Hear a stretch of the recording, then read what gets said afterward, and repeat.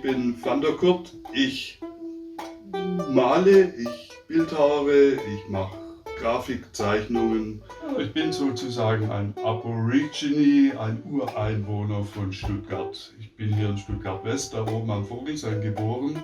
Hier zum Beispiel habe ich den Schatz von Stuttgart West als Radierung gemacht.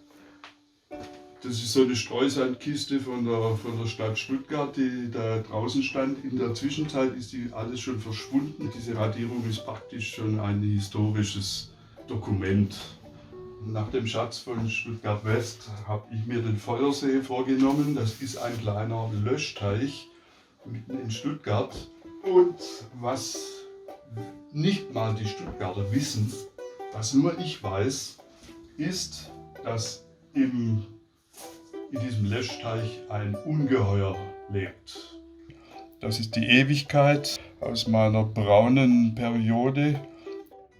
So ein Künstlerdasein ist nicht immer ganz einfach, ist ja klar. Man muss sich freiboxen, man muss sich auch die Freiräume schaffen in den persönlichen Beziehungen, in den finanziellen Dingen, weil man lebt ja als Künstler auch nicht im luftleeren Raum, sondern man muss schon gucken, dass man wenigstens das Nötigste an einer bürgerlichen Existenz auf die Reihe bringt. Aber letztendlich ist es ein ungeheuer beglückendes Gefühl, irgendwas erschaffen zu können, was etwas ganz Eigenes ist.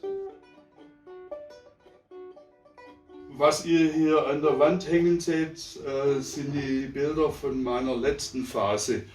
Die hieß Portemonnaie d'Artiste. Schön, aber leer. Der Künstlergeldbeutel. Es war anfänglich eine lustige, ironische Idee, hat sich dann aber auch eine ganze Zeit lang verselbstständigt, dass diese Geldbeutel anfingen, ein Eigenleben anzunehmen. Hier sehen wir die Entstehung eines Portemonnaie d'Artiste Bildes.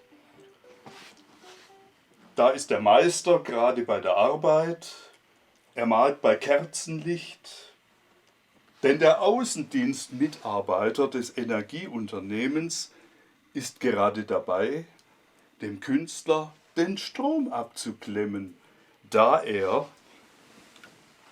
seine Rechnung nicht bezahlt hat. Soweit so gut. Was aber letzten Endes dieses Bild sagen will, finden wir am äußersten Bildrand. Im Scheinwerferkegel der Taschenlampe nehmen wir ein Porträt von Sigmund Freud wahr. Unser Freund Siggi hat vor 100 Jahren die Psyche des Menschen auseinandergenommen und seitdem versuchen Experten über die ganze Welt verteilt, sie wieder zusammenzusetzen. Leider vergeblich. Mein größtes Bild war, glaube ich, 18 Meter hoch. Insofern ist das hier kein großes Format für mich.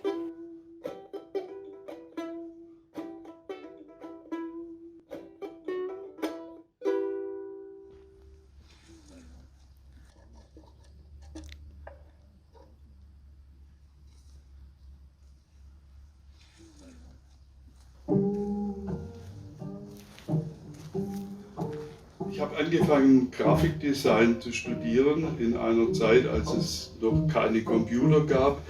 Also alles mit Hand, und um irgendwas zu produzieren, brauchte man verschiedene Firmen. War alles sehr kompliziert. Dann hat es irgendwie sich so ergeben, dass ich bei einem Restaurator angefangen habe. Früher hießen diese Restauratoren ja noch Kirchenmaler. Das heißt, ich war irgendwie der Assistent des Kirchenmalers in Ulm und in Stuttgart. Wir sind in vielen öffentlichen Sammlungen in Kirchen und in Museen zugange gewesen.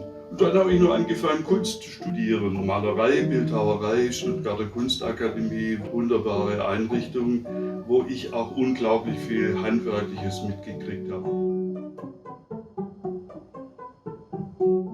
Mein Atelier ist hier zur Straße raus. Ich habe hier 6 Fenster und vor diesen 6 Fenstern laufen tagtäglich Hunderte von Leuten auf und ab. Und die letzten 5 bis 10 Jahre hat es ungemein zugenommen, dass die Leute nur noch mit dem Sprechfunkgerät vorm Gesicht rumlaufen.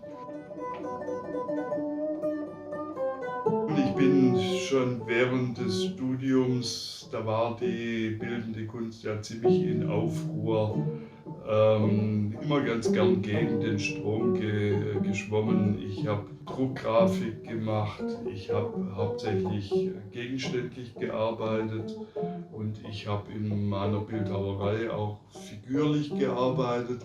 Es war eine Zeit lang ziemlich verpönt, muss man sagen. Die Avantgardisten haben uns schief angeschaut.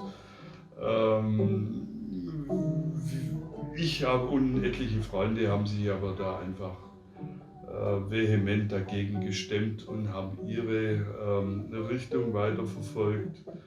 Und in der Zwischenzeit, wo der Pluralismus von allen Dächern pfeift, ist ja einiges wieder möglich geworden und deswegen bin ich eigentlich auch noch aktuell geblieben.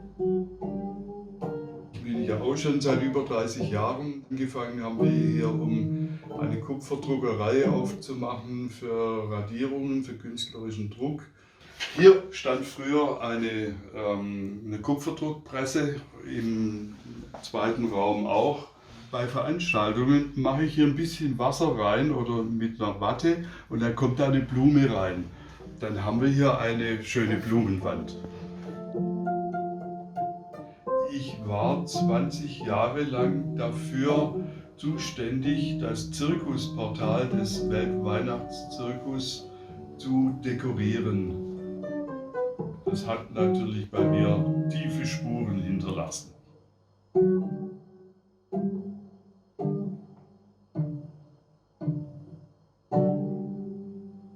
So weit ist gekommen, heute müssen wir Musiker schon mit Waffen auf der Bühne stehen. En garde! Allez!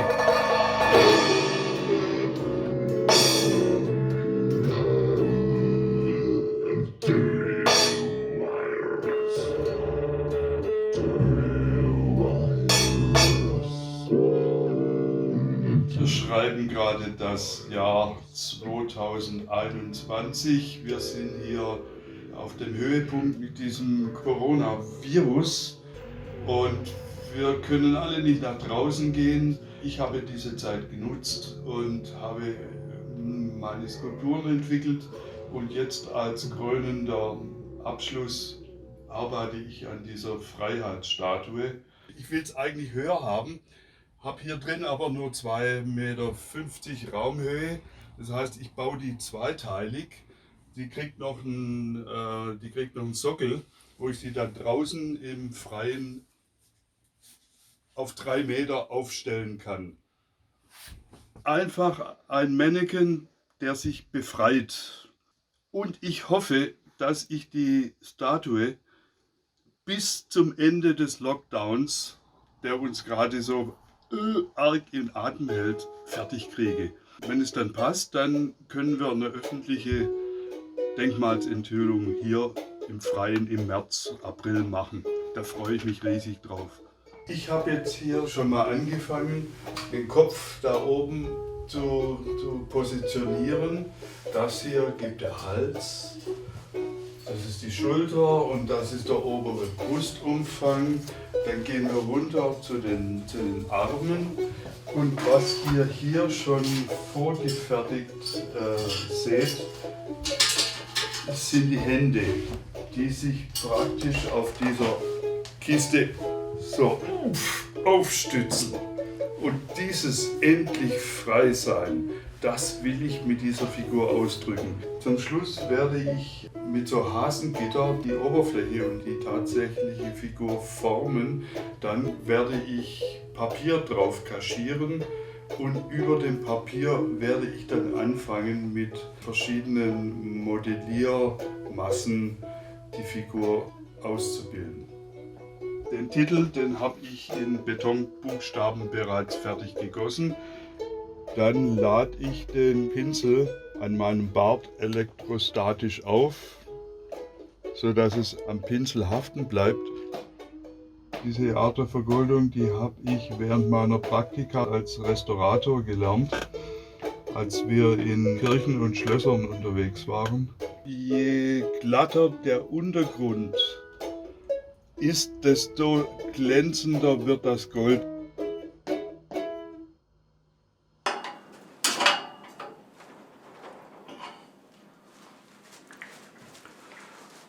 Also so eine menschliche Psyche besteht ja im Großen und Ganzen aus zwei Teilen. Da hätten wir zum ersten Mal das Ich und zum anderen das Selbst. Nehmen wir jetzt mal an, ich wäre das Ich, dann sehen wir an diesem Versuchsaufbau hier ganz gut, dass das Selbst viel größer ist als das Ich. Wenn ihr euch jetzt also selbst verwirklichen wollt, dann müsst ihr als allererstes das Ich in das Selbst hinaufskalieren. Aber lasst euch Zeit damit. Das ist eigentlich die krönende Idee. Ich werde der Statue eine Krone machen, die an Luftballonen über der Statue schwebt. Okay, dann mach dich bereit und wir legen los in 3, 2, 1 und bitte.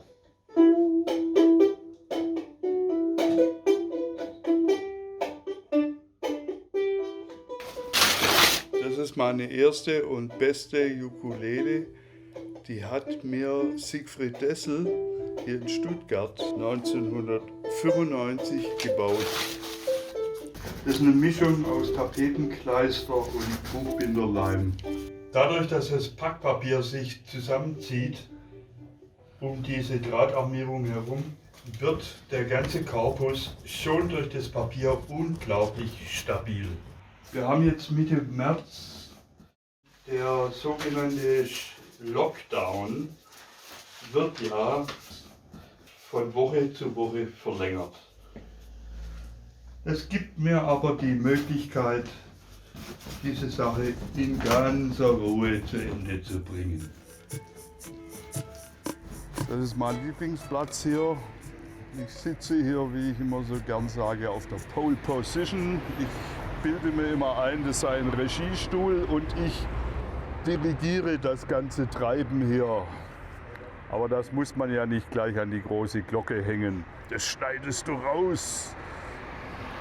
Eigentlich wollte ich ja Filmregisseur werden, aber mir sind diese Schauspieler auf die Nerven gegangen. Deswegen mache ich meine Figuren, erschaffe ich selber und die macht, was ich will.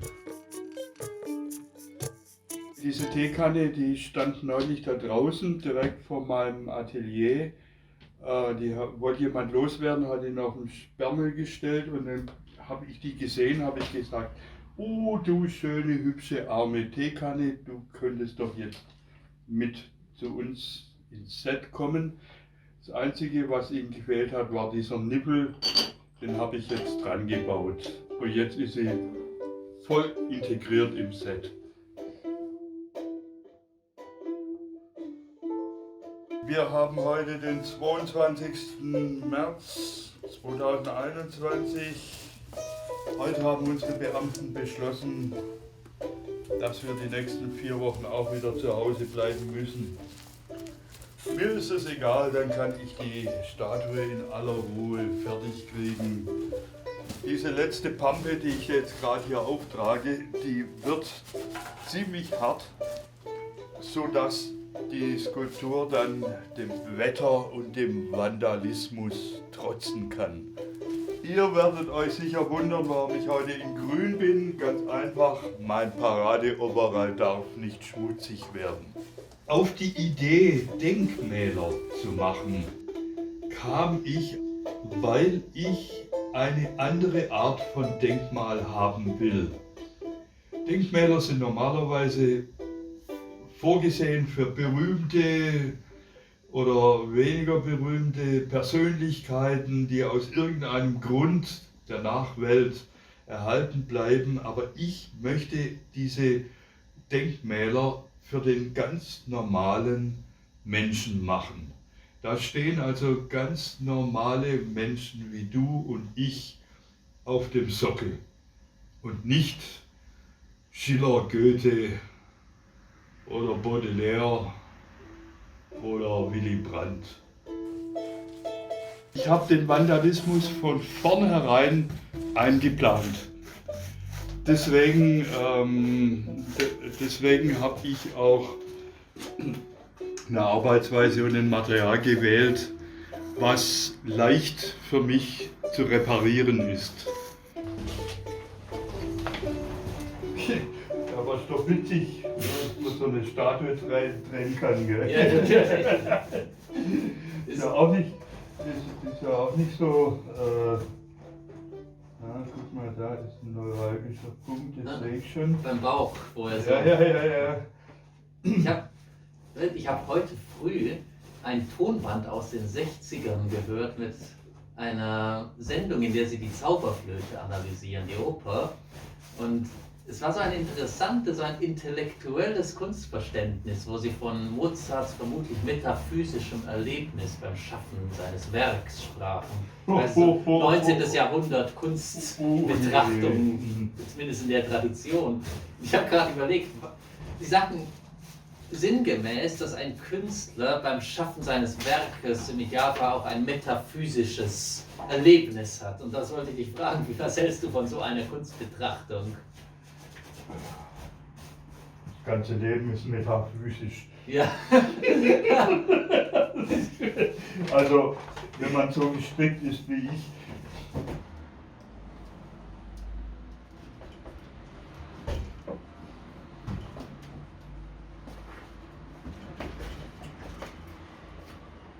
Mir hat mal neulich eine Frau gesagt, weißt du, warum ich die Sachen so toll finde? Weil die lösen Emotionen aus.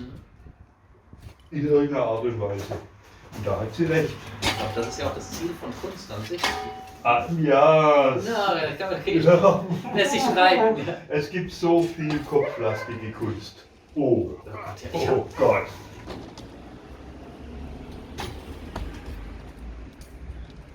Wir haben heute den 28. März 2021. Heute ist ein großer Tag, weil ich habe die erste Testfahrt gemacht, ob ich das Teil überhaupt aus dem Atelier rauskriege. Weil es war von Anfang an geplant, dass ich sie zweiteilig baue. Die kriegt da unten noch einen Sockel, damit es, wenn man es von Ferne sieht, glaubhaft wird, dass da eine Figur überhaupt reinpasst, weil so hätte sie ja gar keinen Platz für die Füße. Und dann werde ich die letzten Lagen oben drauf machen, unten den Sockel fertig bauen, den Schriftzug anbringen und dann können wir die Statue feierlich enthüllen. Ich habe mir das bei meinen Filmen überlegt, dass ich begonnen hatte, dass man die Balance finden muss. Ich habe für mich so gedacht, ich sehe immer in der Kunst an sich, ich sehe Beethoven als ein Beispiel für einen Künstler, der beides bedient. An der Oberfläche sehr gefällig, es ist schön, man kann sich verlieren, aber wenn man es analysieren will, kann man auch immer mehr in die Tiefe gehen. Ja, klar. Sozusagen, ich versuche immer Komplexität mit einem Zuckerguss darüber, der auch schön ist. Hier im unteren Bereich muss ich besonders sorgfältig arbeiten, weil wenn die da draußen steht, dann touchen da alle dran rum. Hat es dich nie gereizt, mal was ganz Kopflastiges zu machen? Nee, da müsste ich mich ja verleugnen. Ich bin kein Intellektueller. Natürlich habe ich ein Intellekt und denke nach und alles, aber ich bin nicht das, was man gemeinhin unter Intellektueller macht oder nennt. Das bin ich nicht. Dafür bin ich viel zu, was weiß ich, viel zu sinnlich oder dafür lebe ich auch zu gerne.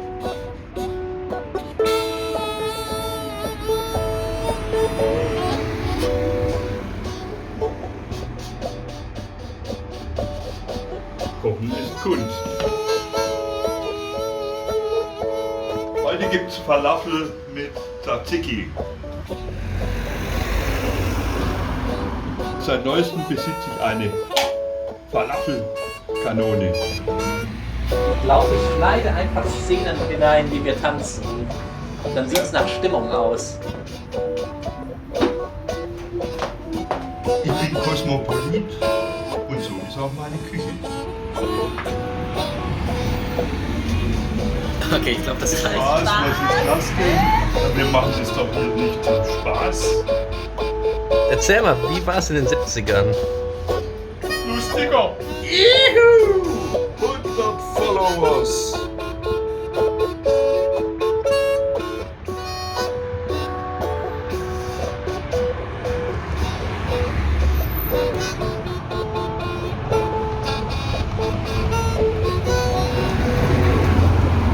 Erzähl doch ein bisschen, was hat es mit der Usografie auf sich? Ja, das ist eine lange Geschichte, aber ich fasse mich mal kurz. Meine Galerie liegt genau im Schnittpunkt zweier griechischen Lokale. Das eine gehört Anastasios und das zweite gehört Konstantinos, genannt Costa. Und so war ich praktisch jahrelang von Uso umzingelt. Und eines Tages, ihr wisst ja, bei den Griechen gehört ein Uso immer zum Essen dazu. Fing ich an, bevor ich den Uso getrunken habe, ihn zu zeichnen. Ich habe mir einfach vom Wirt so einen Rechnungsblock geben lassen und Stift habe ich eigentlich immer dabei und dann fing ich an, einfach den Uso zu zeichnen. Und so hat die Usografie ihren Anfang genommen. Das ist unsere Kassette, die wir 1976 produziert haben mit Flick, Flack, Huckipack.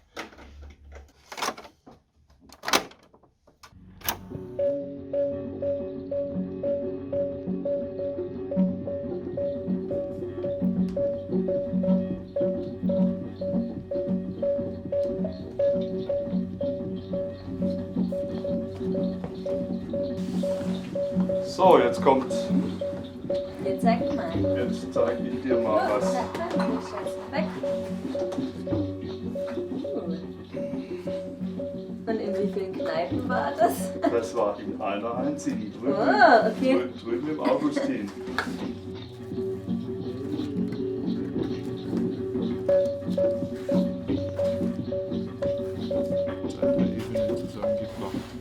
Du siehst hier, ich habe hier nicht direkt den Uso gezeichnet, sondern ich habe hier die Uso-Zeichnung gezeichnet. Für mich ist es natürlich auch so eine Art Tagebuch, weil meistens siehst du hier das Datum, das ist zum Beispiel der 30.06.08. Da war es noch früh am Abend, 22:04 Uhr. Ja. Und da ist schon ein bisschen später. Ja, 1:03 Uhr. 1:03 Uhr. Wir haben da wahrscheinlich auch noch 0:12 Uhr. Das ist auch relativ früh. Das ist ein Blatt, was ich gern habe, weil da ist die Flasche fast prominenter als Glas. Ein Titel darf nicht das Bild erklären, sondern der Titel muss mit dem Bild zusammen eine poetische Einheit bilden. Das ist ganz wichtig und das habe ich hier versucht zu realisieren. Ja, ich sehe es gerade. Du siehst gerade, da sind immer wieder richtig lustige Titel auch dabei. Ja, ich habe hier gerade Der Geist von Freud, finde ich auch sehr schön. Lass mal sehen, das Ja. habe ich auch schon ewig nicht mehr gesehen. Ja, glaube Der ich. Geist von Freud, da haben wir wieder unseren Freund Sigi. Der Geist von Freud. Hier, da war ich mit Sicherheit eine halbe Stunde dran. Während sowas Ja. mache ich in einer Minute. Und da haben wir Weihnachten. 24.12. Du siehst einen Uso als Rakete ins All schießen.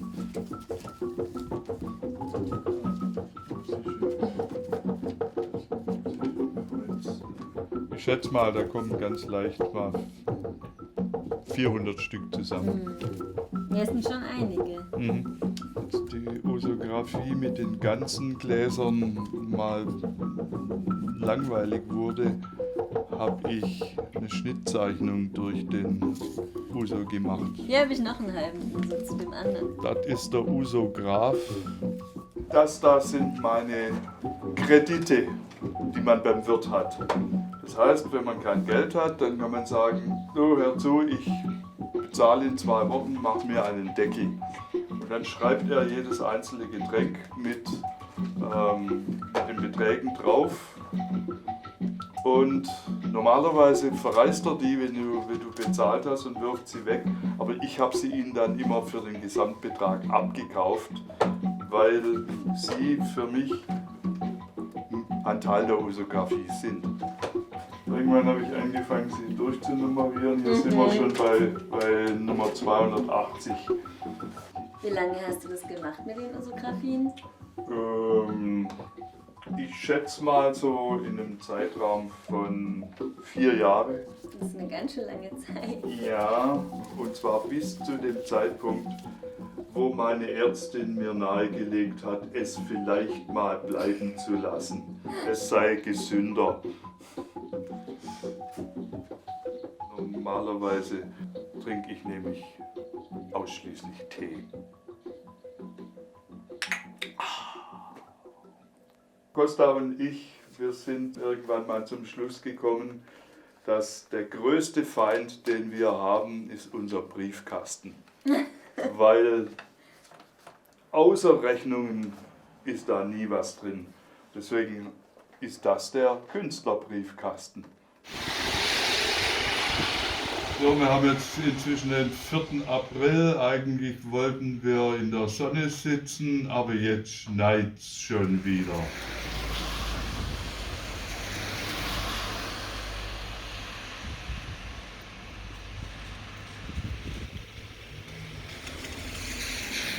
Wir sind in der 3. Welle, wie die Virologen immer sagen. Das sieht alles sehr schlecht aus. Das wird sich wahrscheinlich noch bis in den Sommer ziehen. Uns Kreativen sind in der Corona-Krise die Aufträge weggebrochen, mit denen wir unsere freie Kunst finanzieren normalerweise. Daher müssen wir jetzt gerade uns nach allen Seiten umschauen, um irgendwie was beziehungsweise um überhaupt überleben zu können. Und ich bin ganz froh, dass ich wenigstens auf ganz kleiner Sparflamme leben kann und mein Projekt weiterführen kann. Ich hatte in der Vergangenheit immer das Glück, dass ich aus der Kreativwirtschaft immer irgendwelche Aufträge hatte, die mir meinen Lebensunterhalt gesichert haben und mir noch einen kleinen Freiraum gegeben haben, um meine freie Kunst zu machen. Die Statue hat jetzt erstmal ein paar Wochen Baustopp, weil ich mich um materielle, existenzielle und sonstige Dinge kümmern muss. Und dann werde ich zuerst mal auch die Vermarktung von dem ganzen Projekt beginnen. Ich bin ja eine One-Man-Show mit eigener Galerie und habe daher auch ungeheuer viele periphere Aufgaben. Das heißt, ich muss Öffentlichkeitsarbeit herstellen, ich muss Flyer drucken, ich muss Pressetexte machen und all das mache ich gerade, weil das auch eine ungeheuer Zeit in Anspruch nimmt. Daher ruht die Statue jetzt gerade mal so, wie sie ist.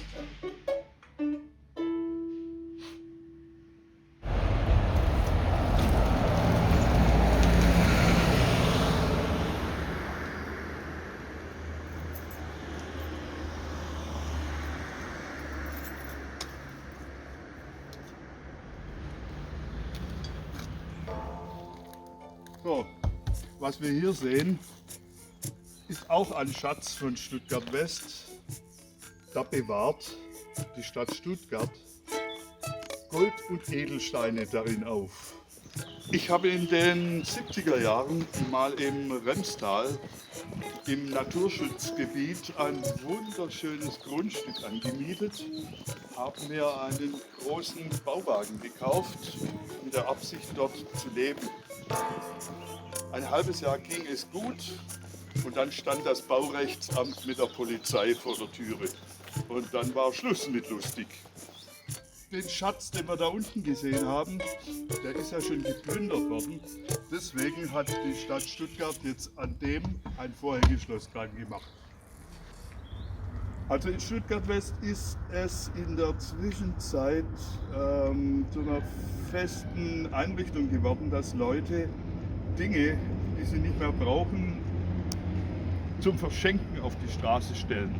Das ist eigentlich eine tolle Sache, hat aber in der Zwischenzeit dazu geführt, dass alles, was nicht nied- und nagelfest ist, verschwindet.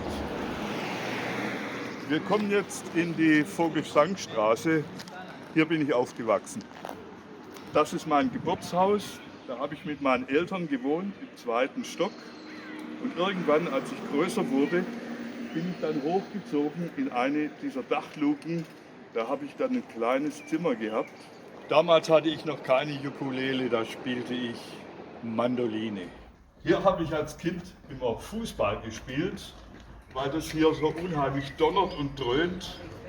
War es ganz furchtbar für die Nachbarn. Hier hat ein Freund gelebt. Seine Eltern hatten einen Schallplattengroßhandel. Und hier drin habe ich für 5 Mark meine erste Single gekauft. Das waren die Beatles, Paperback Writer. Jetzt kommt gerade das Gefühl wieder, so diese erste Schallplatte in der Hand zu halten. Druckfrisch, Single, Paperback Writer. Ich erinnere mich heute noch an den Geruch dieser Schallplatte.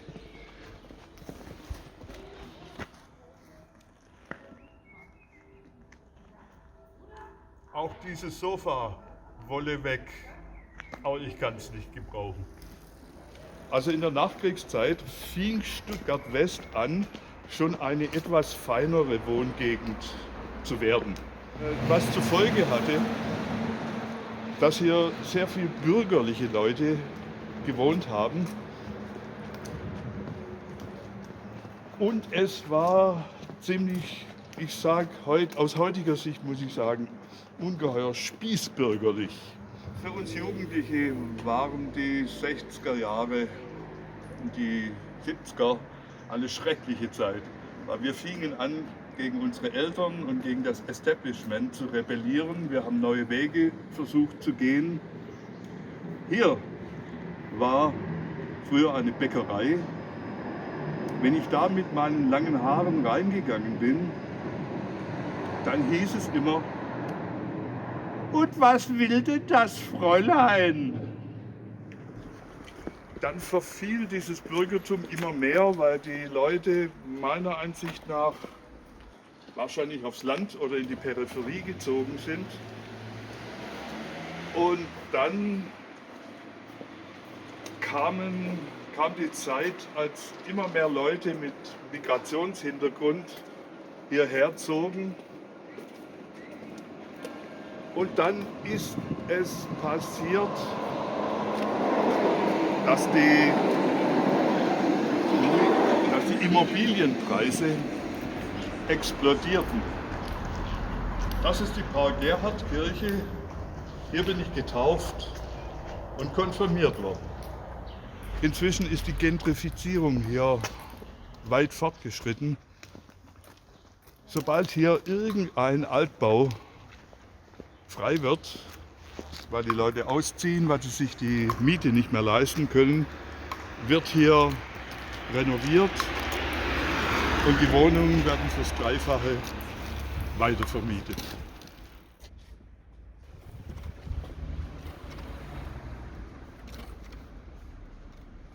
Ich wollte übrigens tatsächlich früher Clown werden. Ich habe mir überlegt, ob ich mich in der Clownschule Dimitri in Ascola anmelden soll. Aber sie war zu teuer. Da war ich 20. Ja. Ich habe ein Ass. 1975 habe ich im Württembergischen Wochenblatt für Landwirtschaft eine Anzeige aufgegeben, Haus zu mieten gesucht. Und es hat sich ergeben, dass ich in Monacam, im tiefsten Schwarzwald, einen 120 Jahre alten historischen Gasthof gemietet habe, mit sehr vielen Zimmern, komplett eingerichtet, mit Räucherkammer, mit Hühnerstall, mit Brotbackofen. Und ich habe damals 3 meiner engsten Freunde mitgenommen und wir haben dort mindestens 8 Jahre gelebt. Ich mache übrigens auch Yoga.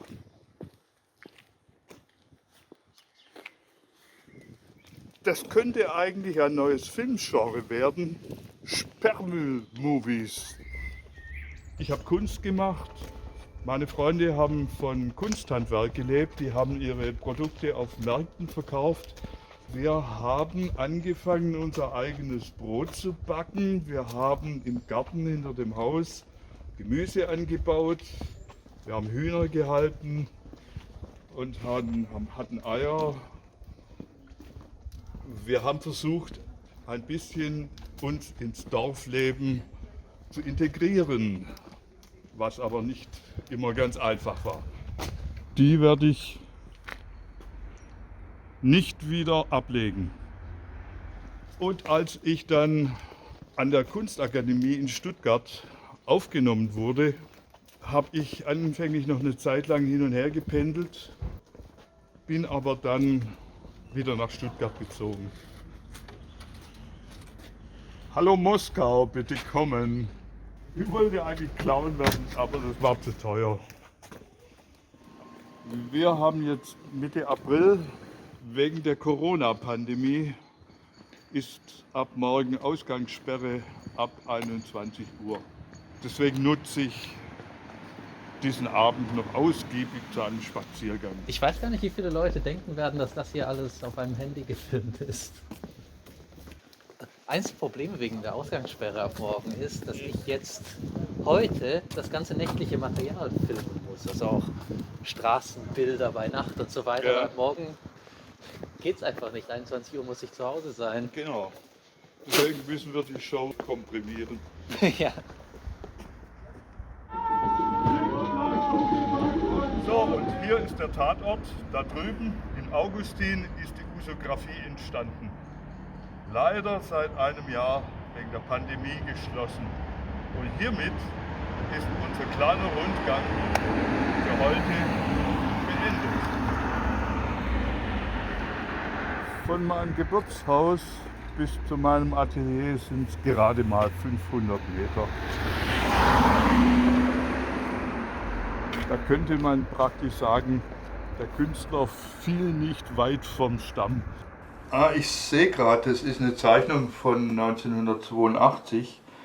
Da habe ich eine ganze Serie von Zeichnungen gemacht über das Innenleben von alten Radios.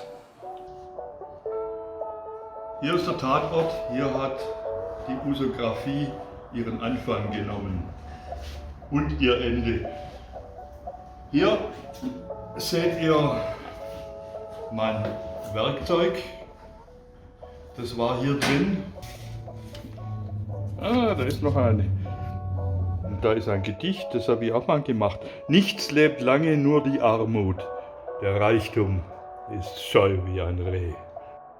Warum ist der Name eigentlich Wanderkurt oder warum hast du dir den ausgesucht? Das ist mein Künstlername. Als Taufname heiße ich ja Thomas Kurt. Mein Vater, der auch grafisch unterwegs war, der hat das H aus dem Thomas rausgelassen, weil das H bei mir am Kurt hinten dran hängt. Jetzt ist, und ich bin ihm dankbar dafür, weil jetzt kann ich meinen Namen Mittelachse und Blocksatz setzen, weil es beides 5 Buchstaben sind. Irgendwann habe ich da Schwierigkeiten mit gehabt, weil ich war zum Beispiel in einer Firma und habe mich vorgestellt. Normalerweise sagt man ja immer Guten Tag, Kurt, mein Name. Und dann sage ich wieder mal Guten Tag, Kurt. Dann sagt der andere, den ich gar nicht duzen will, sagt der Helmut. Weil der dachte, ich stelle mich mit meinem Vornamen vor. Das war alles sehr komplikativ. Und irgendwann saßen wir rum, komm, wir brauchen jetzt einen Künstlernamen, der prägnant ist und wo man nicht den Vornamen mit drin hat. Und deswegen haben wir beschlossen, daraus Van der Kurt zu machen.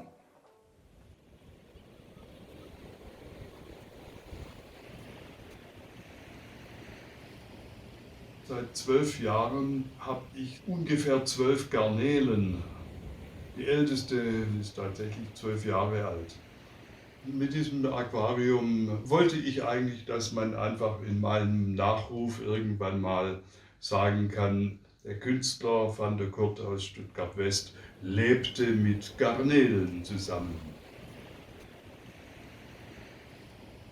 Taprobane Island, das ist eine winzige Insel im Indischen Ozean an der Südspitze von Sri Lanka.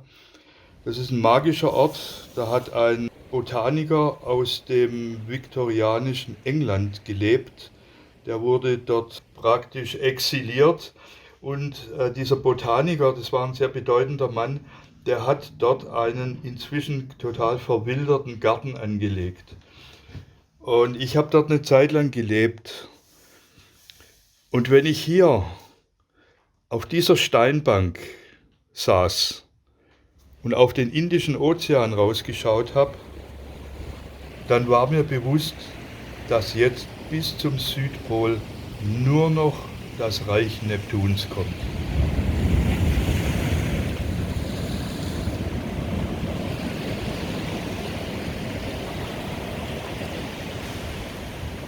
Und hier spielt sich die Hauptsache eigentlich auf dem Rahmen ab, diese ganzen neptunischen Wesen. Und da war es klar, dass ich eigentlich nur Wasser malen konnte.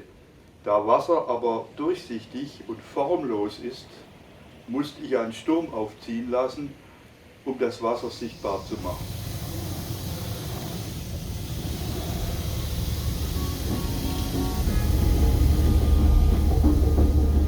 Ja, ich habe ja bisher immer ein sehr bewegtes Leben geführt, was dazu führte, dass ich viel unterwegs war und deswegen liebe ich auch Roadmovies.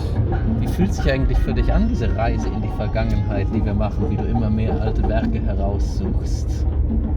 Es ist einerseits erfüllt mich wie mit Wehmut und auf der anderen Seite ist es wie ein Jungbrunnen. Bei der Roadtrip-Szene möchte ich so eine Musik, die so richtig treibend ist, perkussiv, weißt du, irgendwie so rasseln und dass ich schnelle Schnitte habe. Genau.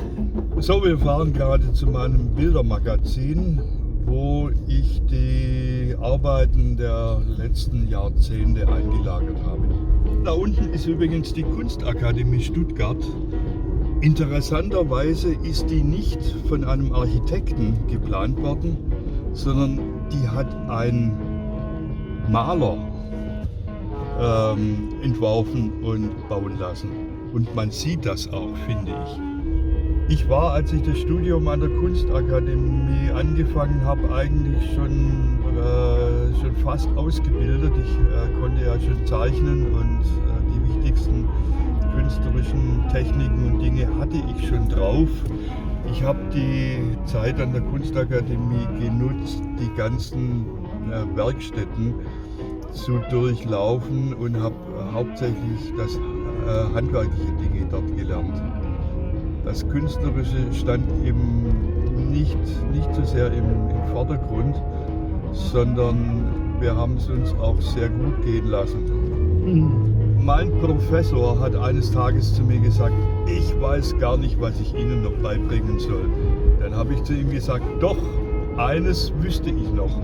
Bitte bringen Sie mir bei, wie ich das ganze Zeug, was ich produziere, verkaufe. Wisst ihr, was der zu mir gesagt hat? Ach, vergessen Sie es. Ich mache das auch nur, damit ich es nicht mehr verlerne. Das war bitter, aber aus heutiger Sicht muss ich sagen, er hat recht gehabt.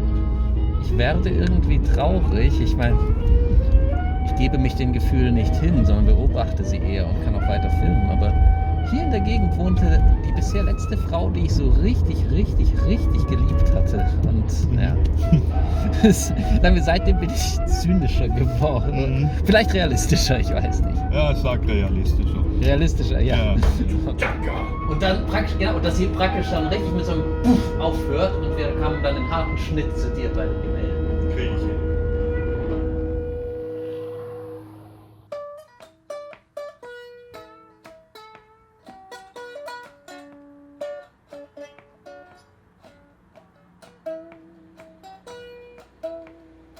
Heute ist der 27. April und die Statue ruht ja gerade. Wir haben Drehpause, also kann ich hier ein bisschen mein altes Werk sortieren. Was ihr hier seht, ist die gesamte Serie von meinen Portemonnaie d'Artiste Bilder. Die großen 2,50 Meter x 1,50 Meter. Ich arbeite ja in der Regel seriell. Das heißt, wenn ich mal eine Motivgruppe im Kopf habe, dann ist es ganz einfach, die Serie durchzumalen. So war es hier auch. Diese Serie heißt Moderne Kunst. Und die Bilder erzählen zum Teil eigene Geschichten oder sie zeigen Gemälde berühmter Leute, aber nicht wirklich, sondern ich habe sie im Stil nacherfunden. Zum Beispiel siehst du hier einen Jackson Pollock und davor steht unser Freund Rembrandt, René Magritte, der eine Taucherbrille aufhat. Er betrachtet gerade ein Swimmingpool-Bild, das ich im Stil von David Hockney gemalt habe. Das könnten jetzt zwei Art Directoren einer Werbeagentur sein. Wahrscheinlich ist es auch wieder ein Selbstporträt. Das ist der Künstler, der vor seinem eigenen Werk steht. Und äußerst wichtig ist, dass es 5:8 ist. Das hier ist ein Mann, den gibt es tatsächlich. Der war man kann sagen, ein Kleinkrimineller. Und man sieht ihn jetzt hier mit seinem Assistenten, wie sie gerade dabei sind, die Schatztruhe zu klauen. Die beiden sind im Bild gefangen, die tun nur so und die Schatztruhe steht ja im Museum. Das geht gar nicht. Herr K. verheizt eine Madonnenstatue aus dem 16. Jahrhundert. Also ich konnte das verstehen, weil den hat es einfach gefroren. Ich glaube, das war meine allerlängste Serie, die ich jemals gemacht habe. Ich habe damals, die Bildbar hieß damals Bildbar und der Untertitel war Manufaktur für einsame Inseln. 10 Stück fehlen. Die hängen prominent bei Leuten. Das waren die einfachen Inseln und irgendwann sind die dann ein bisschen komplizierter geworden. Der kam daraus, der kam daraus und da und der war hier zu Hause. Eine Insel im stürmischen Meer, wo gerade eine Wolke landet. Das ging sicher auch ein Jahr. Und hier seht ihr den Speisesaal auf Taprobane Island. Das Bild habe ich ein bisschen in Anlehnung an ein Gedicht von Baudelaire gemacht. Der hat gesagt, Menschen sind Skelette parfümiert. Also die braune Periode ist vor folgendem Hintergrund entstanden. Farbe ist schön, macht aber zu viel Arbeit. Die alten Meister haben ihre Bilder monochrom als erste Schicht gemacht. Und dann sind sie mit Farblasuren drüber gegangen. Ich habe dann eine ganz schnelle Serie gemacht mit braunen Bildern. Das ist die Grisaille-Untermalung. Und ich habe zum Publikum gesagt, kauft mir die ab, ihr bekommt sie zu einem vernünftigen Preis und dann könnt ihr auf die Farbe sparen. Ist übrigens auch gleich hinter meinem Atelier. Wenn ihr genug Geld gespart habt, könnt ihr wieder zu mir kommen und ich kolorisiere sie dann. Hat das jemand mal gemacht, oder? Nein, leider nicht. Der Stellvertreter Gottes auf Erden rehabilitiert Galileo Galilei. Das war auch eine lustige Phase. Ihr seht an diesem fürchterlichen Rahmen hier, dass das aus einer anderen Zeit kommt. Das sind eigentlich ausnahmslos Heiligenbilder bzw. christliche Darstellungen gewesen. Da war früher Jesus oder Maria drin und das war sakrale Kunst, allerdings keine Originale, alles irgendwelche Reproduktionen. Und die sind natürlich irgendwann mal in den 80er Jahren, 70er Jahren, 80er, 90er komplett auf den Sperrmüll geflogen. Sowas hängt sich ja keiner mehr heutzutage in die Bude. Und ich habe diese Bilder immer vom Sperrmüll genommen, habe sie aufgemacht, habe den Jesus mit meinem Bild übermalt und habe es dann wieder zugeklappt und habe sie so, wie sie waren, dann ausgestellt. Das hat auch Skandale ausgelöst, das hat keiner verstanden. Tierpflegerin und Maler. Der Raum und die Tierpflegerin, das ist in Ölfarbe gemalt auf den Untergrund und den Künstler habe ich in der Glasmalerei auf Glas gemalt. Und da sind wir wieder an meiner Facette angelangt, dass ich durchaus auch eine kritische Kunst mache. Sowohl sozialkritisch als auch gesellschaftskritisch. Tagespolitik interessiert mich nur mit diesem Corona, wann ich endlich mal wieder spazieren gehen kann. Ich war irgendwann mal der Ansicht, dass die Kunstrichtung des Kubismus noch lange nicht zu Ende gedacht ist. Und dann fing ich an, Würfel zu malen, auf die ich wiederum die Kubisten zitiert habe. Früher war, was fotografiert wurde, so gut wie bewiesen. Inzwischen, seit Photoshop, gilt das nicht mehr. Und da habe ich mir gedacht, da kann ich doch jetzt als Maler aus dem Gebüsch herausspringen und sagen, nur das, was ich male, ist die Wahrheit. Und das ist das Ungeheuer vom Bärensee. Ich schwöre, so wahr ich hier stehe, das gibt es wirklich. So, ihr seht jetzt nun hier das Elend in seiner ganzen Dimension. Hunderte von Bildern, die ich bisher nicht verkauft bekommen habe. Jeder andere hätte jetzt an meiner Stelle wahrscheinlich endgültig aufgegeben. Warum ich nicht aufgebe, frage ich mich auch oft. Aber ich glaube, ich bin in der Zwischenzeit zu der Erkenntnis gekommen, Kunst ist kein Beruf, es ist schon gleich dreimal kein Hobby. Es ist schlicht und ergreifend der pure Trieb. Und danach fahren wir noch in meine Bildhauerwerkstatt, wo ich die groben Arbeiten, Vorarbeiten und die Endmontage für die Skulpturen Das ist jetzt die zweite Schicht und das ist der Zustand, wo eigentlich die künstlerische Arbeit jetzt beginnen kann. Jetzt werde ich die Details ausbauen. Ich habe gerade ein Gefühl, als ob ich in ein neues Leben fahren würde.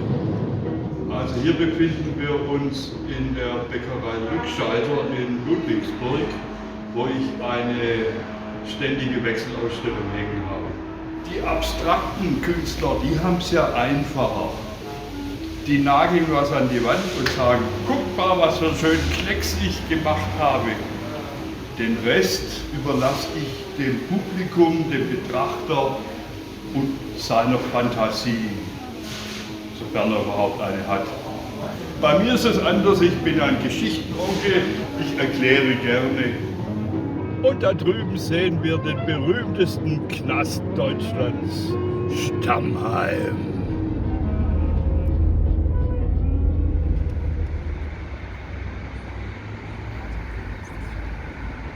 Ida, das ist meine Tochter, das Land Baden-Württemberg hat für uns arme Künstler ein Stipendium ausgelobt. Da habe ich die letzten Tage und Nächte die ganzen Unterlagen zusammengestellt. Das will ich heute Nacht noch wegschicken.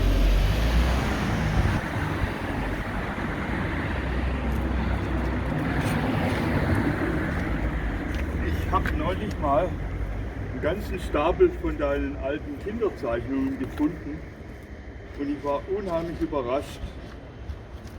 Da hat es ganz tolle Sachen drunter. Das finde ich zum Beispiel großartig. Das ist weit mehr als eine Kinderzeichnung. Du hast da zwei Körper übereinander gezeichnet. Das ist unheimlich ungewöhnlich, finde ich.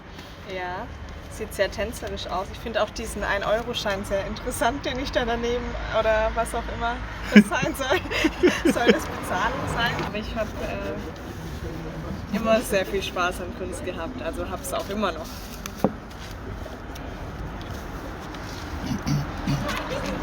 Wie ist es eigentlich, so einen kreativen Vater zu haben für dich? Ja, wo fange ich da an? Es ist auf jeden Fall. Ja, ich glaub, inzwischen ist sie sehr stolz auf mich. Ja, und auf jeden Fall nie langweilig.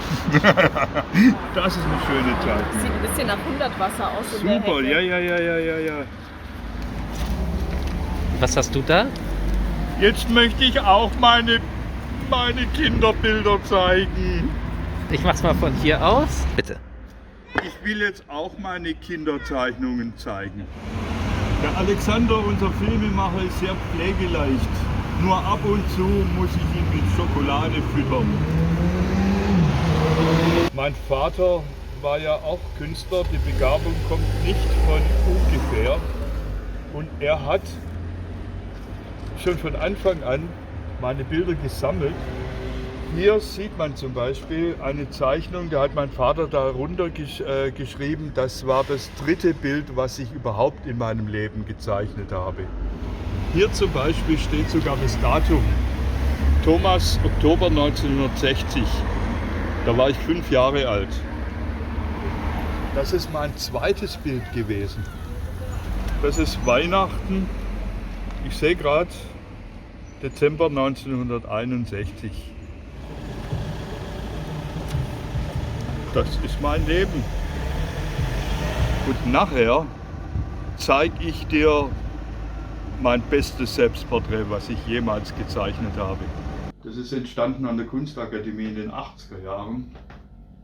Da habe ich mich mit Modigliani beschäftigt und der hat auch diese leeren Augen gemacht. Das hat mich ungeheuer beeindruckt. 2, 1 und bitte.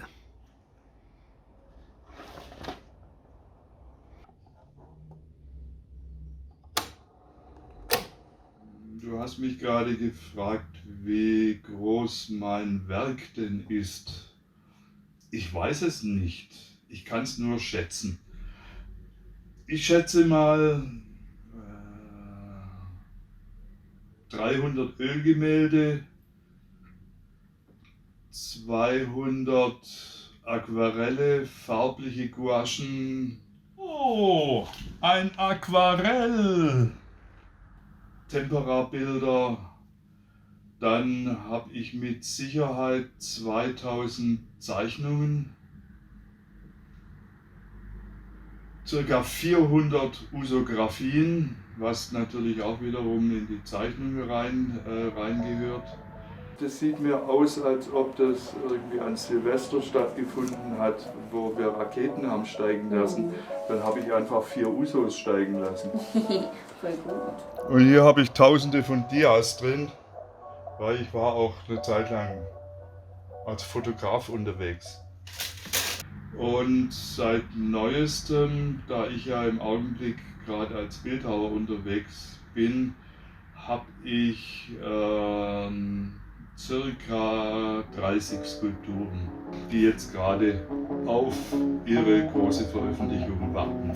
Ja, das ist jetzt ganz schön praktisch, dass ich auch schon jahrelang als Setbauer bei Filmproduktionen tätig war. Wow. Gut, oder? Das ist übrigens der Zirkusvorhang. Der fliegt jedes Jahr an. Im neuen Jahr, wenn der Zirkus abgebaut ist, fliegt der raus. Und ich nehme ja immer ein Stück mit, kann man ja, wie du siehst, gut gebrauchen. Also normalerweise beschäftige ich mich gar nicht mehr mit meinen alten Sachen, einfach weil ich schon mit der Gegenwart und dem, was kommen wird, schon hoffnungslos überfordert bin. Da habe ich gar keine Zeit dazu. Jetzt gerade hier im Zug des Filmes, wo wir die Dose der Pandora geöffnet haben, finde ich es natürlich schon verdammt interessant. Und es gibt etliche Geschichten, wo ich aus heutiger Sicht sagen muss, zu früh aufgehört, da könnte ich wieder weitermachen. Vielleicht gibt es ja bei den einen oder anderen Sachen demnächst auch ein Remake. Völlig absurde Situation in Klammern, Berliner Maurer 1990. Mehr sage ich dazu auch nicht. Das habe ich jetzt gerade gefunden. Das scheint mir in Ordnung zu sein. Da wird mir was Nettes dabei einfallen. Und wenn es nichts taugt, dann fliegt es wieder weg. Dieses Fondue-Set wird meine Essgewohnheiten revolutionieren. Ich sage ja immer, Stuttgart ist eine Auster und mittendrin ist eine Perle. Und das ist Stuttgart West. Ich beschäftige mich ja schon seit 1981 mit Astrologie. Thomas Ring, mein Mentor, war einer der bedeutendsten Astrologen des letzten Jahrhunderts. Ich war befreundet mit Anselm Ring und er hat mich damals in das Haus Ring eingeführt. Und eines Tages habe ich erfahren, dass Thomas Ring eine Ausstellung plant in Bad Wimpfen. Ich habe mich angeboten, sein druckgrafisches Werk nochmal neu aufzulegen. Ich wollte keine Bezahlung. Als Dank hat er mir mein Horoskop gezeichnet und hat mir eine 2-stündige Beratung zukommen lassen. Er wollte mich dann als Schüler annehmen. Es kam aber nicht mehr dazu, weil 2-3 Monate später starb er, 92-jährig. Ich bin ja im Zeichen des Krebses geboren und der Krebs ist beherrscht von dem Burschen da hinter mir, dem Mond. Und heute haben wir übrigens einen ganz besonderen Tag, weil heute leuchtet der Mond viel heller als sonst, weil heute haben wir den Pink Moon, nennt man den. Das hat astronomisch und physikalischen Hintergrund, sodass diese Helligkeit heute ganz besonders stark ist. Hat dieser Tag irgendeine besondere Bedeutung für dich?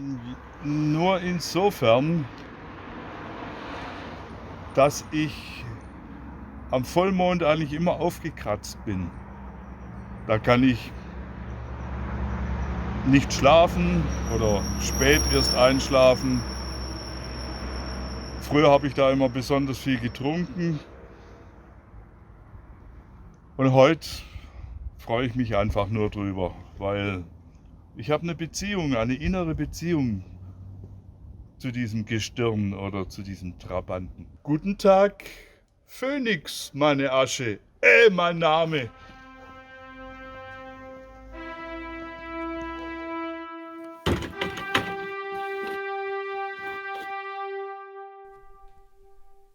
Seine Plattenfirma hat ihn über den Tisch gezogen. Der Manager ist mit der Kasse durchgebrannt. Das Finanzamt hat seine Konten eingefroren. Das Energieunternehmen lieferte keinen Strom mehr. Und der Gerichtsvollzieher wollte seine Ukulele pfänden. Zu allem Unglück brannte auch noch der Tourbus aus. Doch immer wieder tauchte er unter und ging unbeirrt seinen Weg, der ihn bis auf diese Bühne führte. Ohne Airbag und ohne Gurt. Hier kommt Van der Kurt. Ohne Helm und ohne Gut, dafür aber mit Maske. Noch immer schwirren diese Scheißviren durch die Luft. Da kommt schon wieder eins, da kommt das nächste.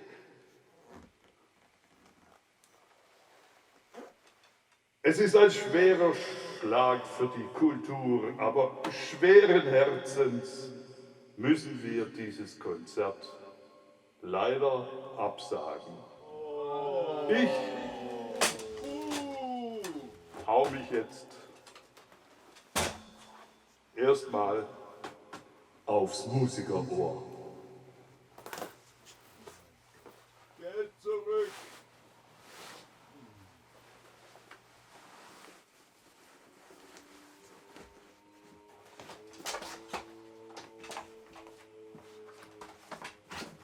Ich habe viele Bühnenbilder gemalt, ja klar. Und deswegen habe ich mir gedacht, warum immer für andere Leute was machen? Ich will jetzt endlich mal ein eigenes Bühnenbild haben. Deswegen habe ich das hier in der Bildbar gemacht. Good night!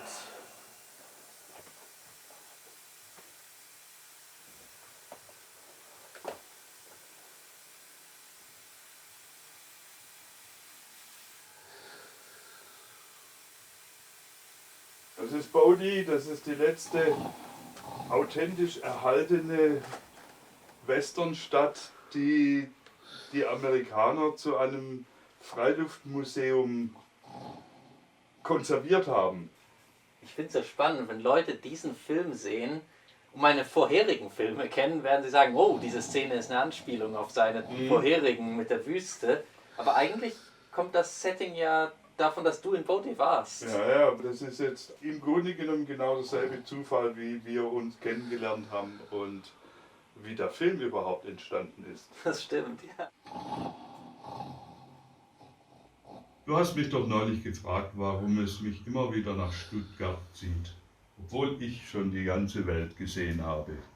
Die Antwort ist, die halbe Republik zieht es nach Baden-Württemberg, weil es hier so intensiv nach Geld riecht. Jeden Tag fährt ein gepanzerter Geldtransporter an meinem Atelier vorbei, dass die Gläser im Schrank klirren. Und alle wollen sie in Stuttgart-West wohnen. Da ziehe ich doch als Ureinwohner nicht nach Castrop-Rauxel oder nach Veligama. Ich habe mir gerade eine Sommerterrasse gebaut. Weihnachten ist ja vorbei. Selbstverständlich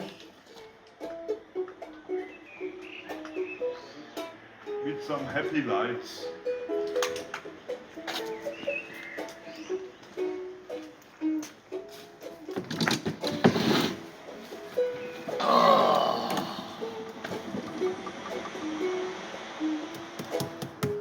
Habe ich auch vom Sperrmüll eine Wolle weg liege. Ich auch nicht mehr Wolle weg.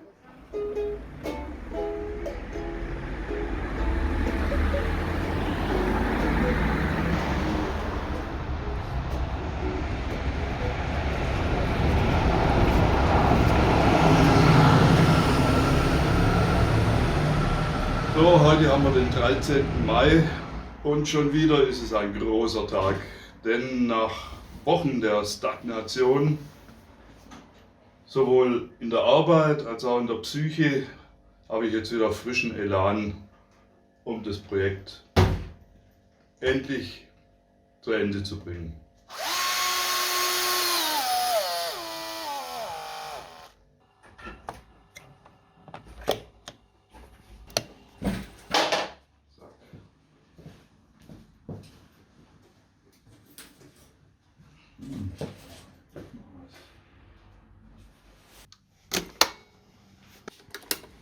Ich finde es gut, dass es mit der Statue weitergeht. Der Film heißt Statue of Liberty und wir haben jetzt einen sehr großen Exkurs gehabt zu vielen Themen außer der Statue. Ja, eben. Was machst du gerade? Ich muss den Stahl sauber machen, damit der Kleber hält. Ah, Ich kann das Ding nicht mehr sehen hier drin. Das heißt, das muss raus, das muss fertig werden. mhm. Weil ich finde es so lustig. Du hast ja heute die Statuen rausgestellt, sehe ich wieder. Ich finde es witzig, weil so der Film ja eigentlich entstanden ist mit den Statuen. Stimmt, ja, ja. Ebenso so haben wir uns auch überhaupt erst kennengelernt. Das war letztes Jahr, da war gerade wieder so Lockerungen mit Lockdown und du hattest ein paar Statuen Ja, rausgestellt. ich habe ja das war der Testballon, den ich habe steigen lassen. Und ich habe gemerkt, das funktioniert. Aha, das passt. Habe ich ausnahmsweise mal exakt gearbeitet. Als der Lockdown begann, März 2020, und ich kam direkt aus Los Angeles am 14. glaube ich, am 14. März und habe einfach begonnen, meinen Film Fetzenleben zu schneiden und war die meiste Zeit drin. Das ist ein riesiger Film. Da dachte ich eigentlich, ich brauche erstmal Pause von Filmen. Aber weißt du, ich drehe gern Dokumentarfilme über interessante Künstler. Und als ich hier vorbeiging, hätte ich... Danke für die Blumen. Ja, nee, aber weißt du, als ich hier vorbeiging, dachte ich, in Stuttgart West, weißt du, ich war bei meinem täglichen Spaziergang, sehe ich hier draußen Statuen und Das war anstrengend. plötzlich in Stuttgart West ist hier so dein ganzes Atelier, dein Gesamtkunstwerk. Und ich konnte da eigentlich gar nicht widerstehen. Also ich habe das heute schon gemerkt, wie die Leute mit den Hufen scharren. Was glaubst du wohl, was los sein wird, wenn das Wetter besser wird und die Leute besser drauf sein werden?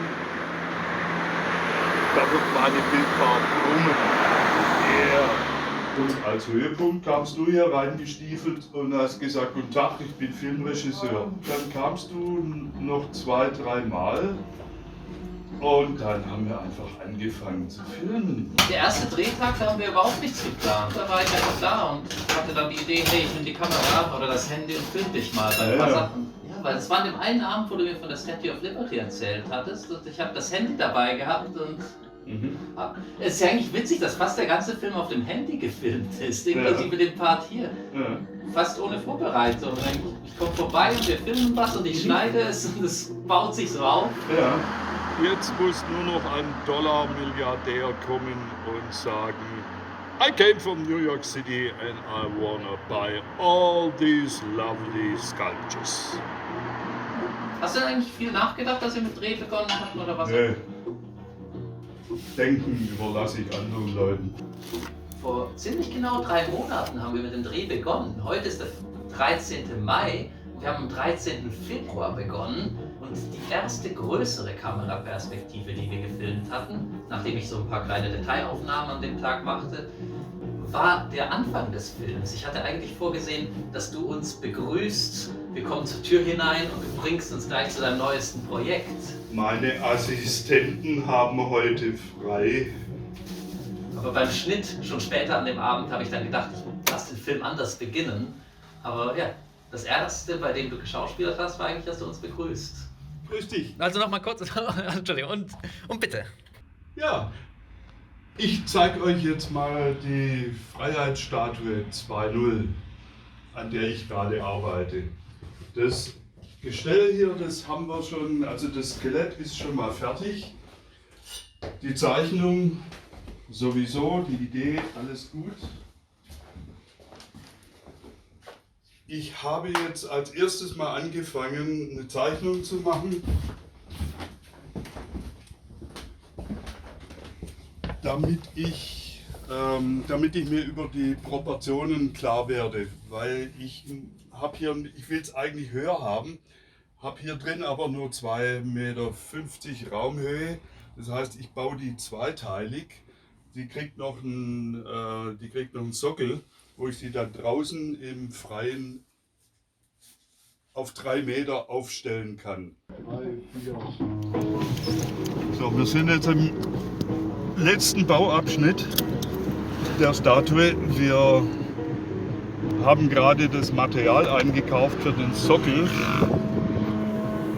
Und jetzt fahren wir in meine Bildhauerwerkstatt und laden das ab.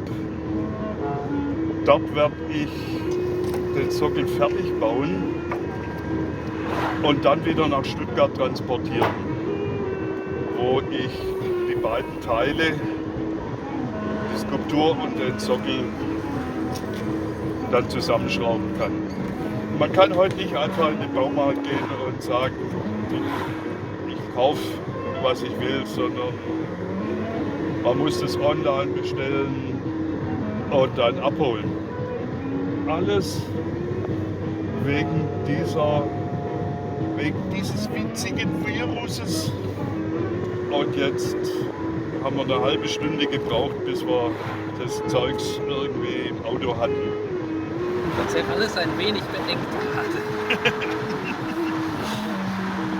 Kann man oben eigentlich reinschauen in diese geöffnete Kiste oder wie wird das sein? Ja, wenn man groß genug ist, aber dazu müsste man ungefähr 3,50 Meter groß sein. Okay. Also unten werde ich aus diesen Rahmenhölzern das Gerüst von dem Korpus bauen und dann diese Platten draufschrauben. Die Plane, mit der ich die Statue verhülle, um sie dann zu enthüllen.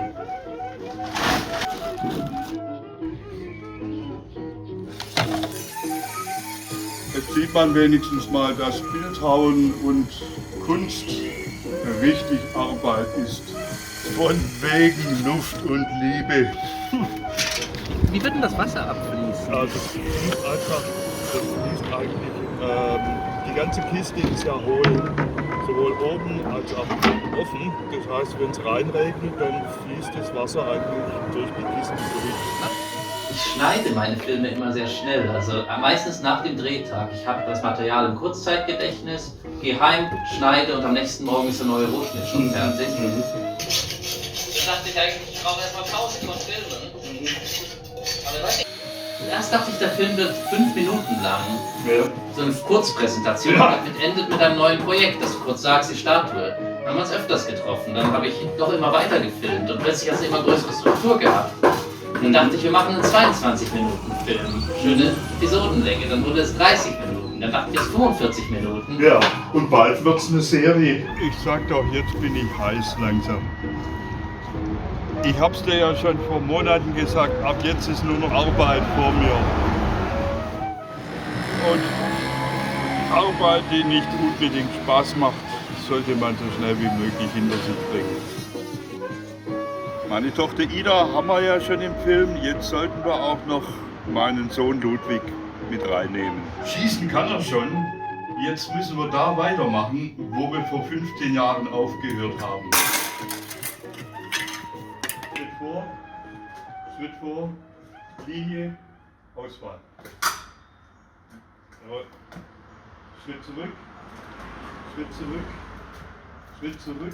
Fechten habe ich gelernt am Dillmann-Gymnasium in einer Fecht-AG.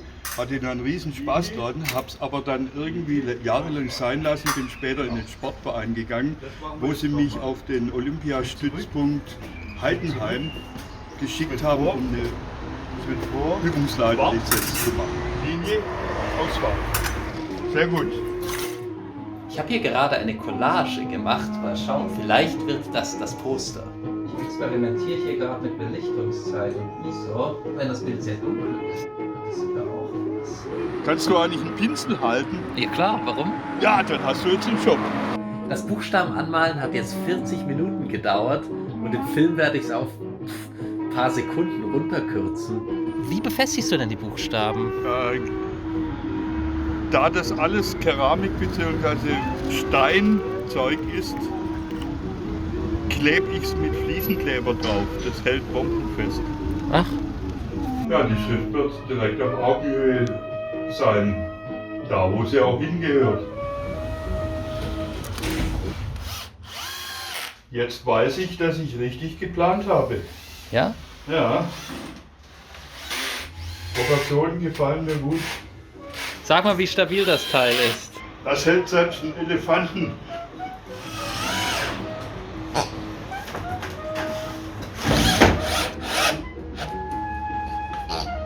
So hoch wird die? Ja klar, das ist eine Freiheitsstatue, das ist kein Zwergenaufstand. Ein kleiner Schritt für den Künstler, aber ein großer Schritt für die Freiheit.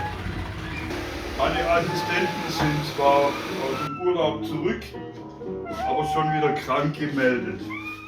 Guten Tag, mein Name ist Freiheitsstatue.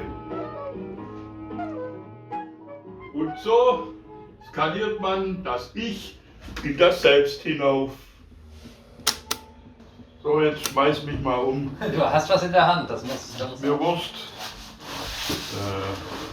Was ist es? Vandalismus hat hier keine Chance. Da kommen noch zwei Sack Sand rein, dann ist es bombenstabil. Wow, und dann die Statue oben auf.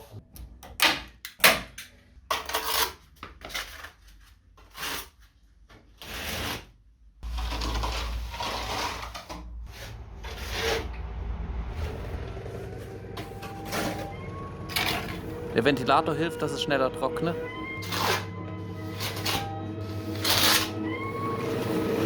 Er hilft, dass es mir besser geht. Wir befinden uns auf dem Landeanflug. Bitte schnallen Sie sich an. So, ich muss jetzt erstmal ein wenig in mich gehen, um zu überlegen, wann ich die Statue endgültig enthülle. Sind wir zwei nicht cool?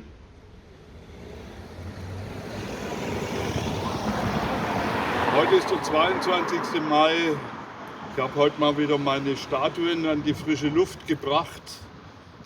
Und außerdem habe ich mal wieder eine satirische Zeichnung gemacht. Eimer. Ich wollte eigentlich dieses Wochenende komplett entschleunigen, allem abschwören. Jetzt arbeite ich schon wieder.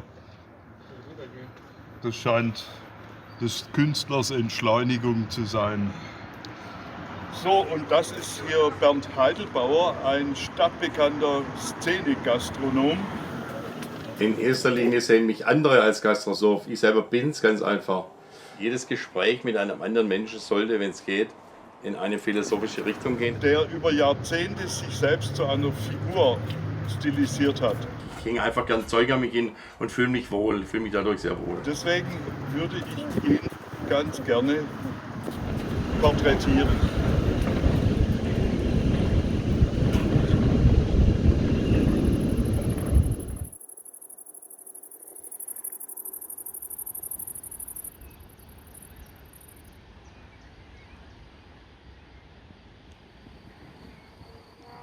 Entscheidend ist für mich, das habe ich ja damals geboren, diese Geschichte, eine Kombination in besonderen Räumen mit besonderem Essen und besonderem Trinken und vor allem mit Unterhaltung, mit Gesprächen, mit aufeinander zugehen.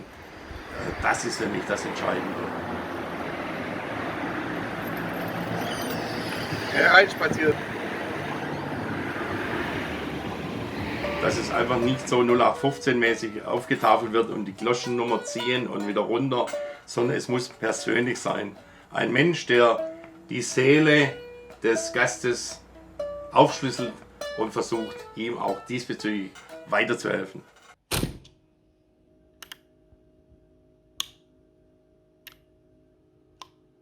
Ob Toilette oder Badezimmer oder Frühstücksecke, ganz wichtig, Kunst an allererster Stelle, bevor irgendwelche anderen zweckmäßigen Sachen da sind, ob das Möbel sind oder was, wenn ich auf dem Boden sitze oder auf dem Boden liege, die Kunst muss schon da sein.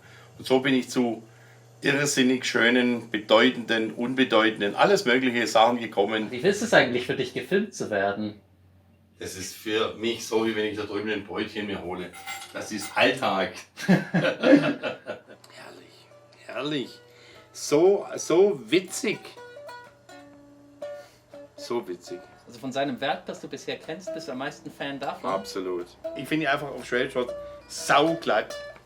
Ja, das ist Lebensfreude, das ist pur, das ist schön. Das ist auch das Zeichen, dass Alltag schön sein kann. Und es ist Kunst, die man sich mit Freude aufstellt. Und viele Kunst ist für mich zu nachdenklich, zu sehr von einem Schmerz behaftet, häufig bei vielen Leuten. Und deswegen finde ich das einfach sensationell gut, weil die einfach witzig sind. Ja, ob das jetzt ein Smartphone ist oder ob er da einfach seinen schlechten Atem mit vertuschen will, keine Ahnung. Es ist einfach irre. Liebevoll. Menschenliebe. So hieß mein erster Film, Menschenliebe. Echt? Ja. Hier stehen zwei so Dinger für mich jetzt klar. Im Hintergrund Ludwigsburg. Ich denke jetzt eigentlich wieder, weil da habe ich meinen Vertrag gemacht in Manhattan auf den World Trade Center Towers. Ja, klar. Wow. Du warst ja hier in Stuttgart schon so richtig Prominenz mit Absolut, bei mir Label. waren wirklich alle. Und dann hast du dich entschlossen, das zu verkaufen nach New York? Da muss ich sagen, war ich vielleicht ein bisschen, wenn man hier sagt, ja, habe ich vielleicht ein bisschen zu hoch gepokert. Da gibt es ein schwäbisches Wort, wenn es dem Esel zu wohl wird, geht er aufs Eis. Ich habe gesagt, wenn ich es in Stuttgart packe ich es in New York genauso. Und da habe ich aber die Rechnung ohne den Wirt gemacht, denn es waren einfach die Partner, die ich dort hatte, die waren einfach nicht korrekt, die haben mich einfach reingelegt. Jetzt haben wir dort genauso geschafft. Und diese Fassadenmalerei habe ich 1984 zusammen mit Otto Engbart gemacht. Er hat den ersten Entwurf gemacht, ich habe die Entwürfe weiter ausgeführt. Am Bau letztendlich haben wir es zu zweit gemacht. Das Geld, was ich hier mit der Fassadenmalerei verdient habe, habe ich in meine Druckpresse gesteckt. Du hattest doch mal richtig viel Geld, bist im Rolls-Royce gefahren und all das, oder? Nicht nur in einem. Die Leute haben mich nie gefragt, wie geht's dir? Die haben immer gesagt, da stand Rolls-Royce noch. Dann habe ich halt nochmal einen gekauft. Und habe ich gefragt, welchen meinst du eigentlich, Trottel? Aber dann hattest du wieder kein Geld. Und dann hatte ich wieder wenig Geld. Ja, wie gesagt, das sind einige Jahre dazwischen gewesen. Das war einmal die Amerika-Geschichte, da war einer weg und sogar ein ganzes Haus weg. Ist doch ganz einfach. Wenn man kein Geld hat und man kann drucken, dann druckt man sich halt welches. Das hängt auch wieder zum Teil damit zusammen mit den Damen. Echt? Mit der Liebe. Ja. So einfach ist das. Da war das zweite Haus weg und dann wurde es ganz eng. Und dann bin ich auch leider etwas krank geworden, was ich heute noch habe, diese Gehprobleme. Und konnte meinen Laden auch nur noch 4-mal im Monat aufmachen. Das heißt, ich musste von 4 Sonntagen leben. Da habe ich den Brunch in Stuttgart eingeführt. In Berns Lädle hast du mal deinen Kontoauszug. Ah ja, ja, oh ja. Der hing am Eingang. Der hing da unter den Öffnungszeiten, hing der jeden Tag frisch, jeden Morgen neu geholt. Was hat er gesagt? Und habe immer einen Text dazu geschrieben, so wie, das war wie eine chinesische Wandzeitung, wo man irgendwelche Leute bezichtigt irgendeiner Sache. War halt immer der tägliche und dann wollte ich immer so ein bisschen die Leute belustigen, dass sie einfach auch was zum Lachen haben und sagen, guck mal, hier auch so eine arme Sau oder was auch immer. Für mich ist manchmal das Geld nicht so das Wesentliche. Ja. Die Banderolen kommen noch, aber Geld, es sieht doch schon noch Geld aus, oder nicht? Auf jeden Fall. Er hat Radierungen gemacht, die nennt er seine Wertpapierserie. Ich zeige sie dir mal. Ja, da habe ich ein paar Wochen dran gearbeitet. Eine Mischung Radierung Aquatinta ist die Technik. Ein furchtbar kompliziertes Verfahren, das bringt den Film, das kann ich dir jetzt nicht im Einzelnen erklären. Da machen wir mal einen eigenen Film davon. Weitgehend zertifiziert. Super. Einfach, das ist ein Wortspieler. Die Sprüche sind gut. Ja, der spielt selbst mit seinem Zustand natürlich, gell, als Künstler. Ich wollte mich einfach absetzen von diesem Geldwesen. 50, 100, 1000.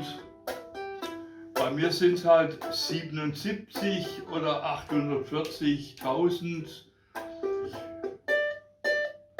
Ich meine, das ist meine eigene Währung, da kann ich ja machen, was ich will. Hier kann man sich ein Stück abschneiden, das ist gut, einfach eine Null weniger. Das ist schon sein Gedanke. Die Sprüche sind echt scharf, sehr herrlich. Ja, wieder so ein Spruch. Da ist nicht so Stempel gefertigt. Ah ja, haben wir wieder unseren Freund hier, unseren Totenkalle. Genau. Moment, da wieder einen dazu. Da wieder einen dazu. Das sind meine Freunde hier. Welcome to the club. Weshalb ich seit bestimmt 20 Jahren Totenköpfe sammle, um mir eine gewisse Angst davon zu nehmen. Das ist für mich ganz, ganz speziell, aber nur mich. So bin ich auch auf Grenzgänger jeder Art zugegangen, auf Menschengruppen, die mich verunsichert haben und vielleicht auch beängstigt haben und habe dadurch mit der Zeit bemerkt, ich muss gar keine Angst haben vor den Sachen. So geht man es auch mit Totenköpfen. Du hast mir so was Beeindruckendes gesagt, wie du meinst, dass sozusagen ein durchschnittliches Leben ist, dass man 50 Wochen im Jahr arbeitet. Und auch in diesen 50 Wochen dann immer wieder das erwähnt, dass man irgendwann in Urlaub geht. Jetzt muss man das Verhältnis sehen zwischen 50 und 2.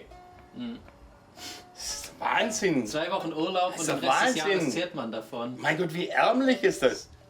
Man kann ja eigentlich, wenn man es bewusst macht, jeden Tag neue Leute treffen, was lesen, was anschauen. Dein Leben wird reich, dadurch reich. Und reich ist nicht das, was ich im Geldbeutel drin habe. Indem ich einfach mich irgendwo hinsetze.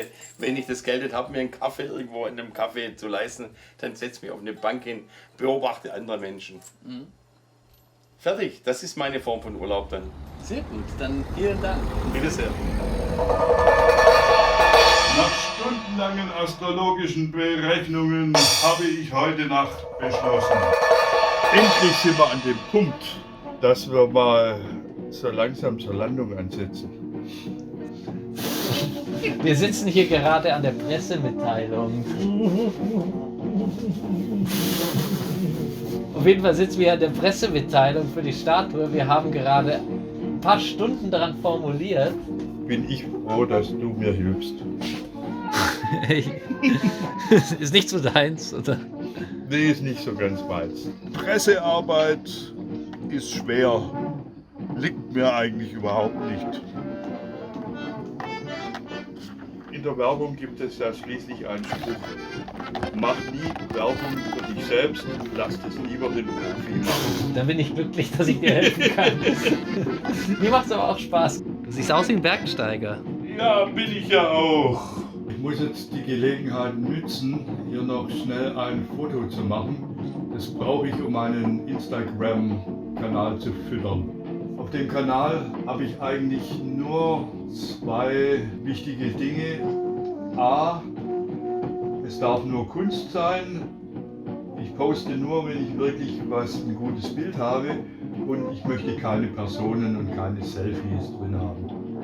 Alles andere ist erlaubt. So, die nächsten Wochen werden angefüllt sein mit den Vorbereitungen für die Enthüllung. Heute ist der 30. Mai. Wir fahren jetzt zum Axel auf den Haxberg, wo wir vielleicht ein paar Freunde aus der alten Zeit aus Monacam treffen werden.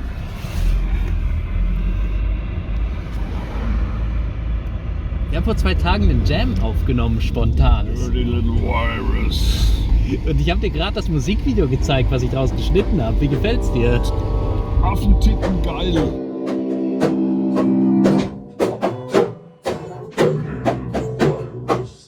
Ich find's so cool, weil das ein separates Musikvideo wird zu diesem Film. Das heißt, wer diesen Film sieht, soll jetzt auch noch das Musikvideo mal gucken. Dirty Little Virus. Title Track. Jawohl. Oh, der Bärensee ist heute wieder voll. Die wissen alle nicht, dass da ein Ungeheuer drin lebt. So, das ist jetzt die alte Strecke, die ich jahrelang aus dem Schwarzwald bis nach Stuttgart, wo ich studiert habe, auf der Kunstakademie gefahren bin. Hat sich sehr verändert in den Jahren? Hier hat sich überhaupt nichts verändert. Und das Tolle ist, Stuttgart ist ja ringsum zugebaut, aber das ist die einzigste Strecke, wo du direkt aus dem Schwarzwald durch die schönste Landschaft bis an den Westbahnhof fahren kannst, ohne dass du durch irgendein Industriegebiet kommst. Wie oft bist du diese Strecke noch gefahren seit der Akademiezeit? Eigentlich nur, wenn ich einen Axel besucht habe, so 1-2 Mal im Jahr. Kennst du Axel noch aus Monacam? Axel kenne ich aus Stuttgart, aus ganz frühen Zeiten. Der hat einfach zu unserer Clique gehört.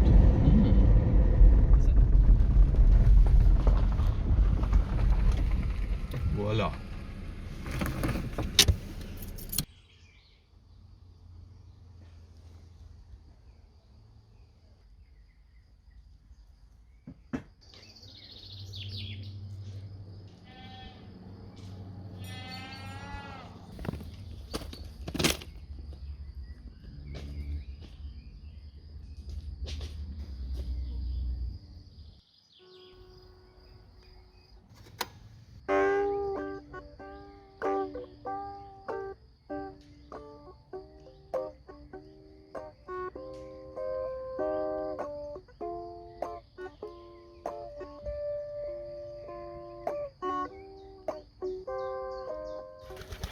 Als wir am Hacksberg ankamen, war die Stimmung sofort, als sei nicht einmal eine Woche vergangen, seit Toms Freunde und er aus Monacam ausgezogen waren.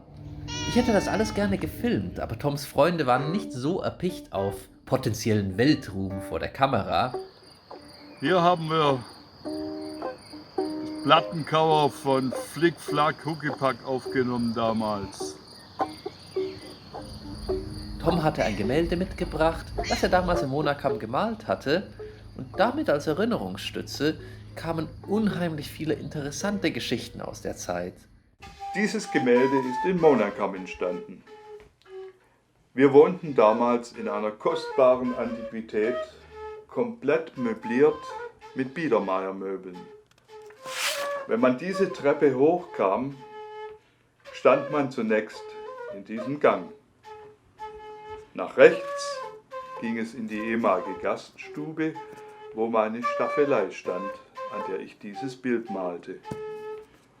Ich fotografierte damals auch schon, doch an diesem Tag sagte ich mir, wozu fotografieren, wenn ich es viel besser malen kann.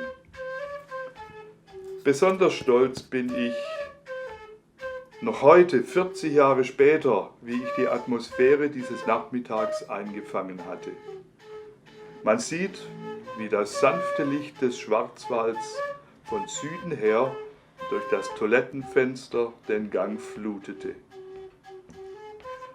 Nach rechts ging es in mein Zimmer, wo an der Wand eine meiner Zeichnungen hing. Den Türrahmen hatte ich mit Drachenpapier im maurischen Stil dekoriert. Schon damals, als die Globalisierung noch nicht im vollen Gange war, hatten wir großes Interesse an fremden Kulturen. An der Wand der Gaststube sieht man den Nachbau eines japanischen Drachens. Unter dem Biedermeierspiegel hing mein Ausstellungsplakat, das meine Ausstellung der Radioserie in der Galerie bei Bad Rappenau ankündigte. Dort stellte ich ca. 30 Zeichnungen mit Radios aus. Überhaupt war das Haus voller interessanter Motive, weswegen dort viele Stillleben in verschiedenen Techniken entstanden sind. Ging man nach rechts, kam man in die geräumige Küche, was ja das Herz des Gasthauses damals war. Auf dem Kopf trug ich einen Kaffeekannenwärmer, damit der Kaffee warm blieb. Und hier seht ihr mein Putzequipment, denn ich mache leidenschaftlich gerne Hausarbeit, weswegen ich einen Schlag bei Frauen habe.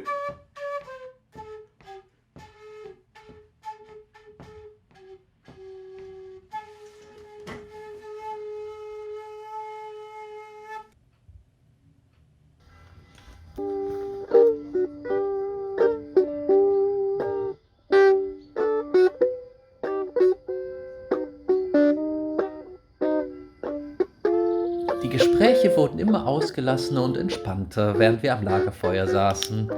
Das Haus in Monacum existiert leider nicht mehr. Es wurde, so wie ich erfahren hatte, einige Jahre nach dem Auszug abgerissen. Aber in den Erinnerungen und in dem Gemälde lebt es noch fort. Wir verließen das Treffen mit dem Versprechen, dass wir einander bald wiedersehen werden und machten uns auf den Heimweg.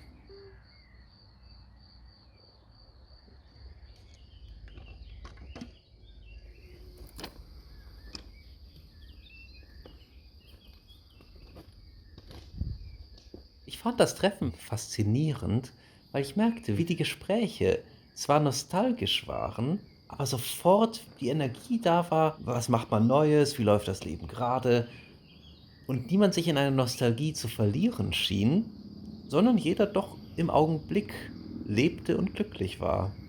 Eine der wichtigsten Erkenntnisse, die ich durch Astrologie gewonnen habe, war die Tatsache, dass man immer das Gefühl hat, sich im Kreis zu bewegen und irgendwann wieder an denselben Punkt kommt. Von oben betrachtet ist es ein Kreis, ein Kreislauf, wenn man hier startet und einmal rundum läuft in einem bestimmten Zeitabstand, dann hat man das Gefühl, man kommt wieder an denselben Punkt, was frustrierend ist. Aber wenn man die Sache jetzt im Raum-Zeit-Kontinuum sieht, dann merkt man plötzlich, dass wenn man hier gestartet ist und dort ankommt, man auf einer ganz anderen Ebene angekommen ist.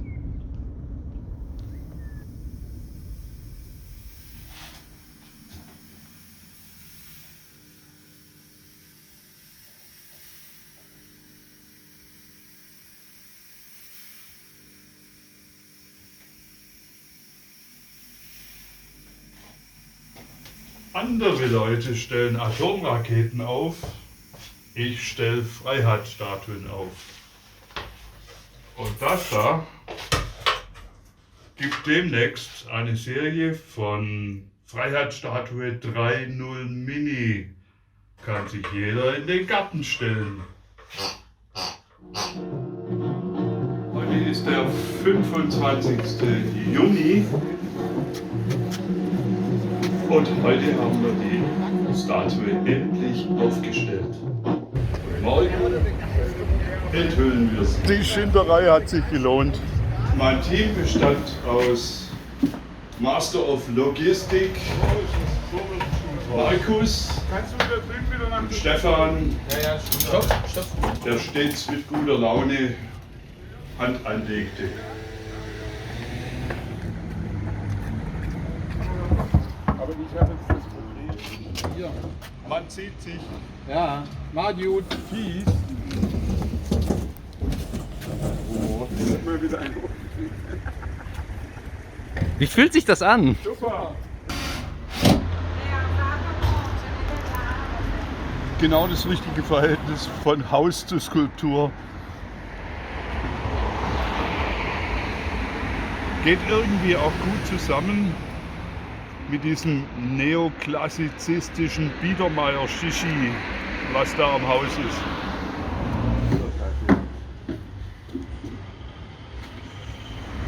Ich habe mich kurz mal umgezogen, weil jetzt machen wir eine Fotoproduktion für meinen Flyer.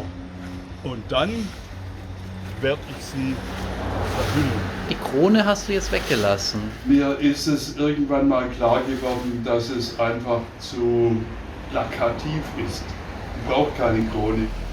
Hat ein bisschen was von einem Gespenst. Und hier ist meine Rede für morgen. Blick nach vorne und sobald ich bitte sage, sag was. 3, 2, 1 und bitte. Ist das so in Ordnung? Ja, Journalist der 60er.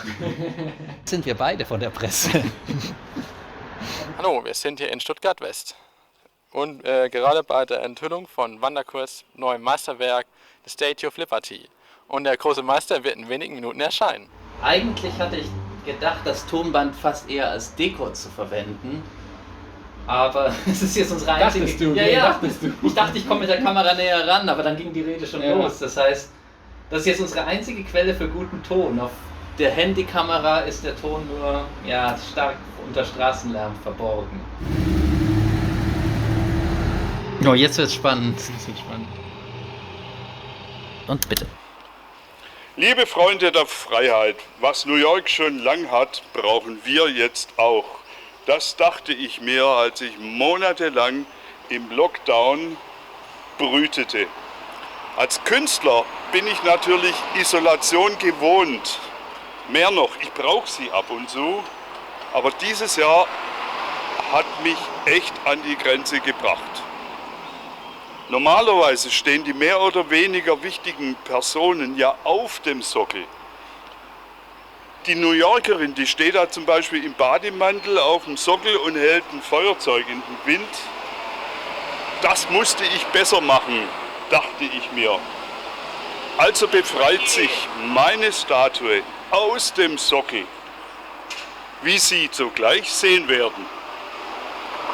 Ich hoffe, ich konnte euch ein wenig Freude bereiten und ich rufe euch zu, bleibt gesund und haltet die Nase in den Wind.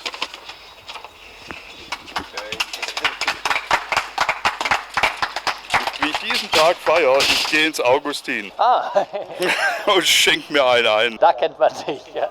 Oh ja, da bin ich bekannt.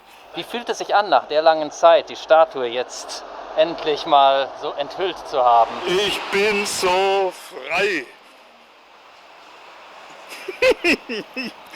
Mehr kann ich eigentlich dazu nicht sagen. Mir fällt eine Statue vom Herzen. Was hast du jetzt vor? Jetzt müssen wir die Pressearbeit optimieren.